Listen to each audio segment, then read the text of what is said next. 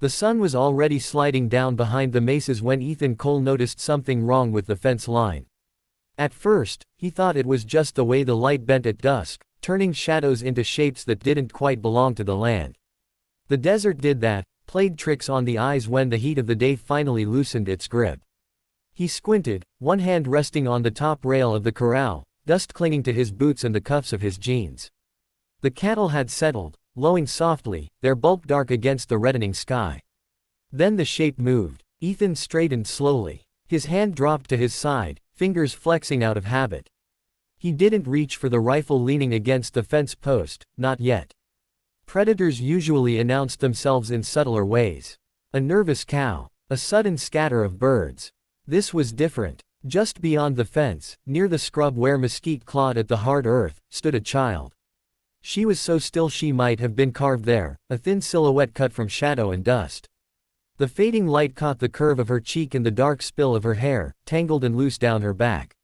She couldn't have been more than 8 or 9. Bare feet. A dress that had once been blue, now faded to the color of the sky just before night. Ethan felt something tighten in his chest.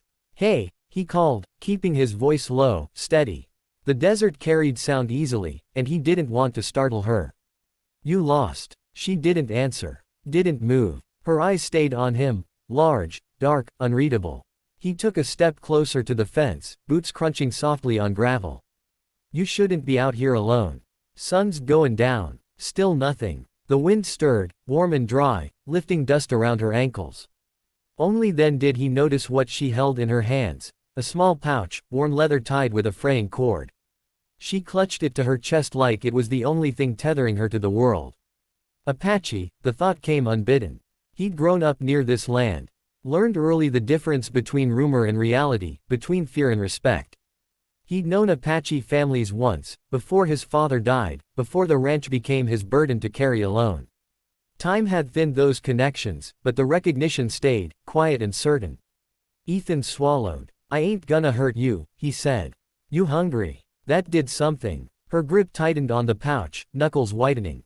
Her gaze flicked past him, to the house, squat and weathered, smoke trailing thin from the chimney. Then back to his face.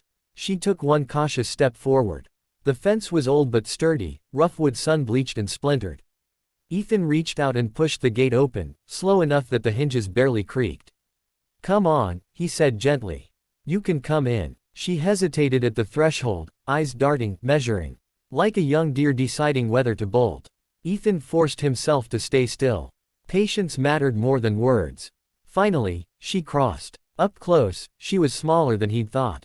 Too thin, shoulders sharp beneath the faded fabric.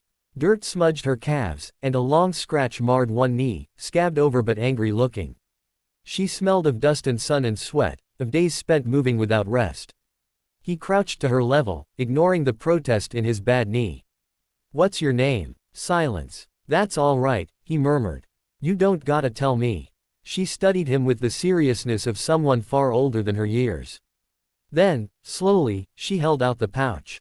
Ethan blinked. "For me." She nodded once. He accepted it carefully, half expecting her to snatch it back. The leather was cracked from use, soft with age. Inside, he found a smooth river stone, pale and cool, and a single feather, brown and white, its tip worn. "Thank you," he said. Meaning it. Her shoulders relaxed just a fraction. The moment felt fragile, like it might shatter if he moved wrong. Ethan rose slowly and gestured toward the house. "I've got stew on. Nothin' fancy, but it'll fill you up." Hunger won the argument fear was still making. She followed him inside. The house smelled of beans, beef, and wood smoke. It wasn't much, one main room, a small kitchen corner, a table scarred by years of use. The walls bore the quiet marks of a solitary life, a single coat hanging by the door, a pair of boots lined neatly beneath the bench, a faded photograph on the mantel of a man and woman standing stiffly together, faces serious. Ethan ladled stew into a bowl and set it on the table, then hesitated. "It's hot," he said. "Careful." She climbed onto the chair without help, movements economical, as if she'd learned long ago not to waste energy. She ate slowly at first, eyes flicking up at him between bites. After a few spoonfuls, the restraint broke. She ate like someone who had been hungry for too long, spoon clinking softly against the bowl. Ethan busied himself with nothing, giving her space. He poured water into a tin cup and slid it toward her. She drank deeply, wiped her mouth with the back of her hand, then froze, as if realizing too late she'd forgotten to be cautious. "It's all right," he said. "You're safe here." The word safe seemed to land somewhere deep. Her shoulders sagged, and for the first time since he'd seen her, she looked her age. Exhaustion etched itself into her face, heavy and sudden. When the bowl was empty, she pushed it away and yawned, trying and failing to stifle it. Her eyes grew glassy, blinking slow. "You can sleep," Ethan said. "I've got a spare bed." He led her down the short hallway to the small room he'd once intended for guests who never came. The bed was narrow but clean, a quilt folded neatly at the foot.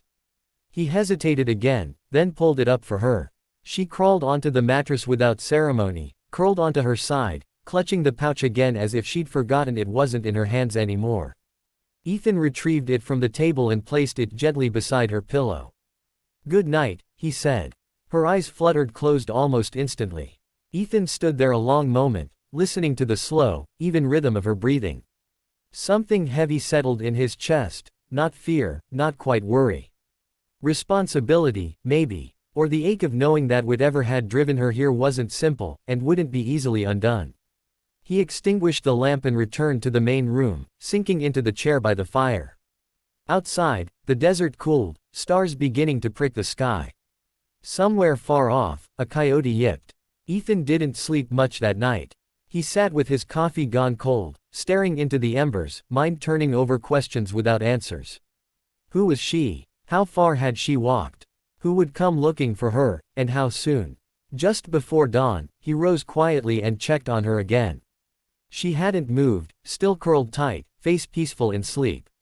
He let out a breath he hadn't realized he'd been holding. The sun crept up slow and red, painting the land in fire and promise. Whatever the day brought, Ethan knew one thing for certain. He hadn't just taken in a stray child. He'd stepped into a story already in motion, and there would be no easy way out.